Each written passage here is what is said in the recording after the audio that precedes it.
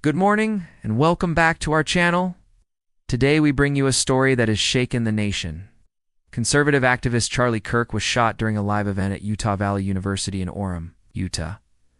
What began as a normal night of speeches and debate turned into chaos, fear, and a headline that has captured attention far beyond the campus.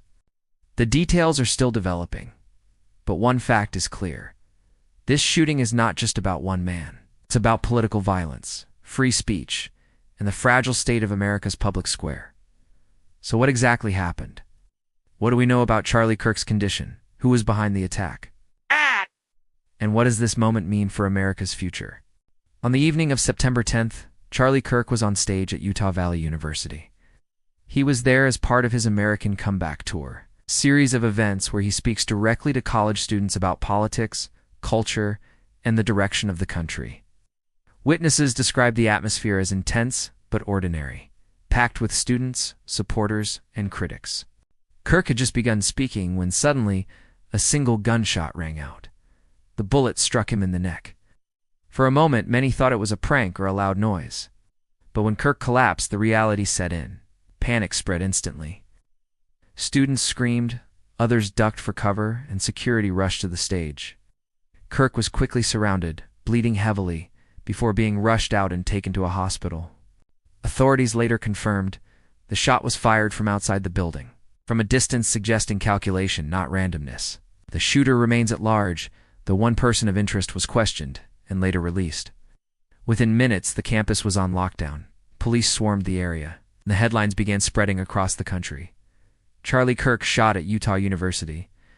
To understand the weight of this story, we need to step back and look at who Charlie Kirk is. At just 18, he founded Turning Point USA, a conservative student movement that grew into a national force. Over the past decade, Kirk has become one of the most recognizable conservative voices in America. He thrived on college campuses, often controversial, often polarizing, but always effective at drawing a crowd. To his supporters, he was a warrior for free speech, someone willing to stand against what they see as left-wing dominance in academia.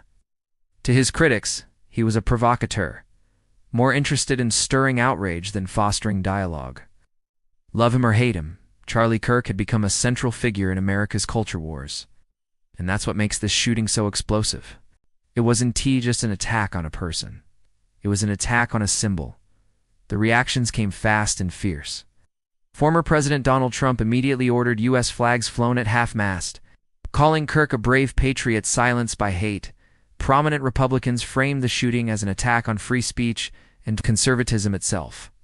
Democrats also condemned the violence, but some urged caution, warning against inflaming rhetoric before all facts are known. On social media, the split was predictable. Supporters flooded timelines with prayers and tributes. Critics offered mixed reactions, some respectful, others controversial, reigniting the endless online wars that define our politics. Then came the conspiracies. Was this a lone gunman?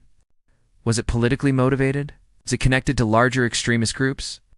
None of these questions have verified answers yet. But in today's internet age, speculation spreads faster than facts. Meanwhile, students who were in the room are still grappling with trauma. Imagine being a 19-year-old, there to hear a speech, and instead watching chaos unfold in front of you. For many, that night will not be forgotten. This shooting is not just about Charlie Kirk. It's about where America is right now. We've seen political violence before. The shooting of Gabby Giffords in 2011, the attack on Congressman Steve Scalise in 2017, and of course, the violence at the U.S. Capitol on January 6th. Each event deepened divides instead of healing them. Now, the attack on Charlie Kirk raises fresh questions. Are public figures safe anywhere in today's America? Should universities increase security for speakers?